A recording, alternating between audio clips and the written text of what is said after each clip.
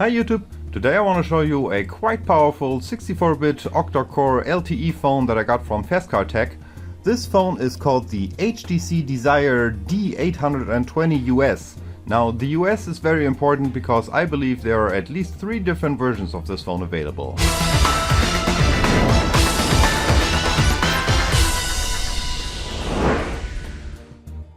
My phone came in a very plain box like this one. Comes with a 5V USB wall charger. They included a European plug adapter. Comes with a micro USB data and charging cable. And last but not least, they also included a silicon bumper. This phone has a 5.5-inch capacitive 5-point multi-touch screen with a 720 by 1280 HD pixel resolution. It is an IPS display, it looks like a one-glass solution and is also supposed to have a Gorilla Glass. It has the MT6752 64-bit octa-core CPU inside, which is clocked at 1.7 GHz. It has 2 GB of RAM, 16 GB of internal memory, and it also supports the F-card. Right now it's running on Android 4.4.4. It is a Quadband, it is totally unlocked, it supports 3G and it also supports 4G/LTE. It has Wi-Fi, Bluetooth, GPS, AGPS, it also supports GLONASS and Baidu. It has a G sensor, a proximity sensor, a light sensor, a magnetic field sensor, and it also has a notification LED. It supports firmware updates over the air, it has the HTC Boom Sound feature, and it has a built-in battery with a 2600 mAh capacity.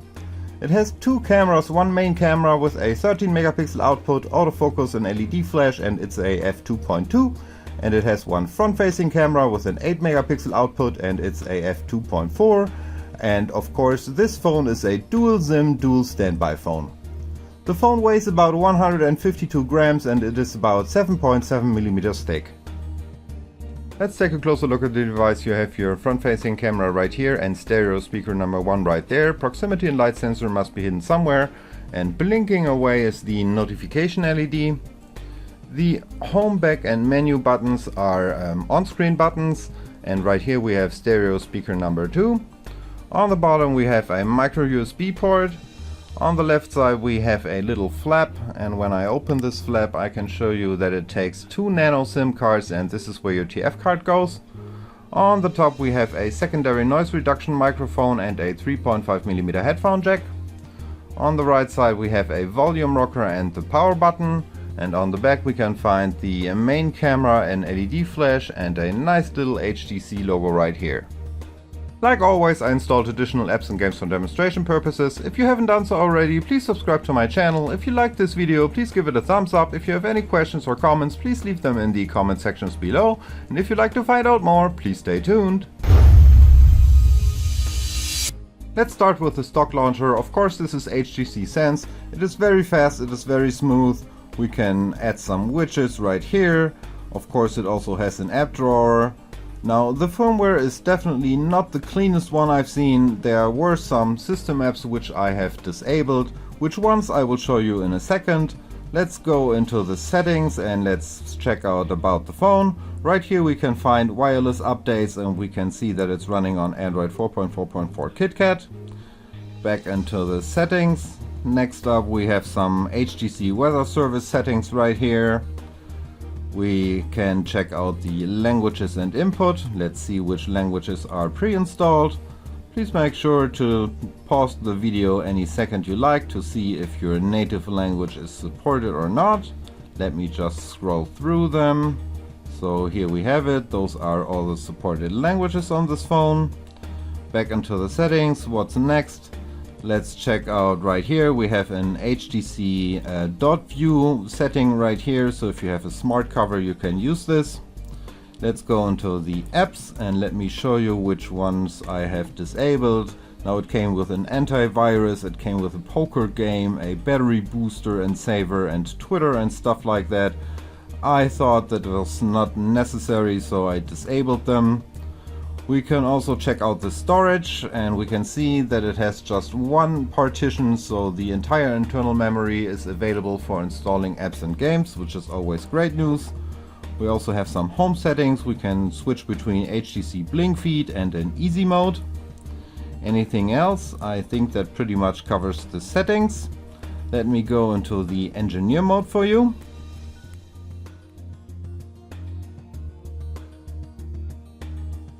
Here we go. Let's go into band mode, Sim1.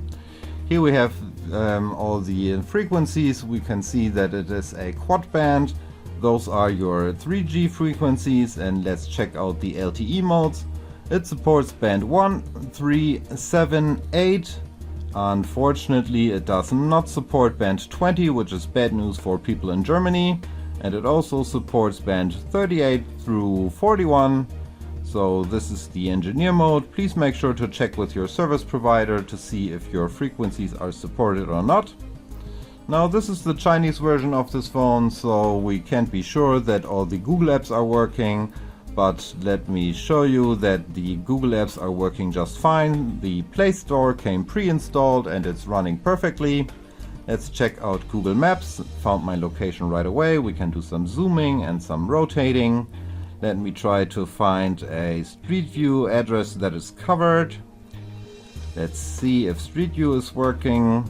Street View is working fast, and we can do some zooming. We can also go into the compass mode. So this phone definitely has a magnetic field sensor, so the compass is working just fine on this phone. Let's try YouTube next. I have to turn down the volume for YouTube, of course. Let me just load a random video right here. Let me go into the settings and let me show you the quality settings. Now, as you can see, the maximum playback quality is 720p. And here we have the video. Of course, we can also watch in full screen, and it's running smoothly and fast, so YouTube is not a problem at all. Next up, let's check out some system information and some sensors. Let's start with the Android sensor box. No, we do not want to join right now. Let's see, we have the accelerometer sensor and it's working fine. This is also known as the G sensor. We have a light sensor. Let's give it a try. Let me turn on my flashlight. And as you can see, the light sensor is working great. Next up, we have an orientation sensor. Also working without any problems. Of course, we have a proximity sensor. Also working. And we have sound sensors. So this is your main microphone. And on the top we also have a secondary noise reduction microphone working. And what else do we have here? No magnetic field sensor, so I guess this is pretty much all I can show you. Oh yes, of course we do have a magnetic field sensor. I'm sorry, I was a little confused right now. So those are all the sensors. I can also show you the flashlight.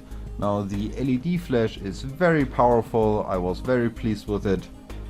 So taking pictures in the dark look pretty nice, except that they're a little grainy, but the LED flash is working great. Let's check out CPU Z. We can see that it's running on 8 cores and it's clocked at a maximum speed of 1.7 GHz. Again, we can go into the sensors, so those are all the sensors that are supported. Next up, let's check out what Antutu has to say. And on my last run, it scored at an amazing 44k points, which is great. Let me go back and we can go into the system info. Right here we can see that it has the MT6752 and a Mali T760, a HD resolution, 13 megapixel rear camera. We can check out the display and check out the multi-touch, and it has a 5-point multi-touch. And when I scroll all the way down, again we have all the supported sensors. And let's see how good the GPU performs. So let me go into Nina Mark II. I'm not gonna run the test, I'm just gonna show you my last result, and it scored at 58.8 frames per second. And let's do one more benchmark test. Let me clear some memory first. Let's try Quadrant Standard. Let me run a full benchmark and let me do a jump cut. Almost done. And the score is 15,026 points, which looks very nice. Next up, let's test the Wi-Fi signal strength, and to give you an idea how good or bad it is, let me just compare it to my Xiaomi Mi 4. And as you can see, it is very good, but my Xiaomi has a slightly higher Wi-Fi signal strength right there. Let's go back. What else do we have here? Let me just go into the music player and play you some music to show you how the speakers sound like. Let's start and let's turn up the volume.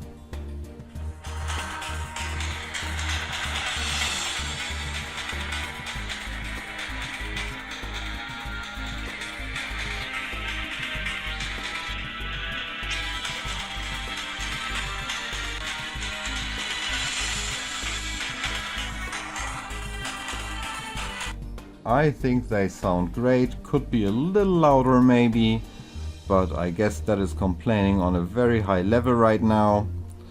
Let's go into the gallery. Let's go into my wallpapers folder.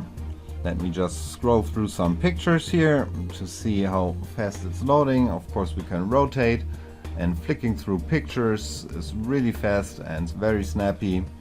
And zooming of course is no problem, and the colors, contrast and brightness really look very nice on this phone. Let's go back into the gallery. Let's check out a movie file. Now this one right here is a 4K video, and as you can see the 4K video is not playing, at least not with the standard gallery, but we can also check out a 1080p video recorded in a MKV format.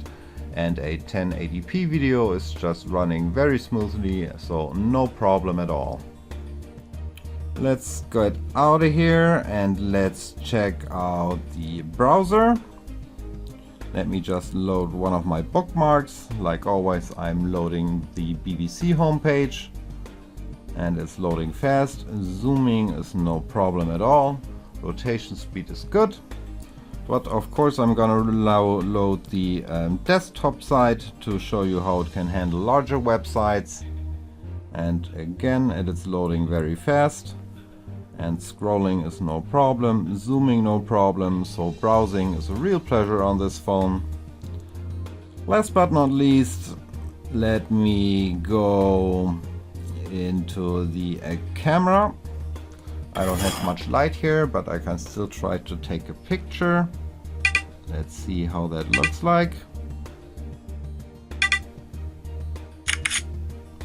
Let's take a look at the picture, and it's really detailed. I like the camera, at least in good lighting conditions. It really takes very nice pictures. If the light is not so good, it could be a little grainy.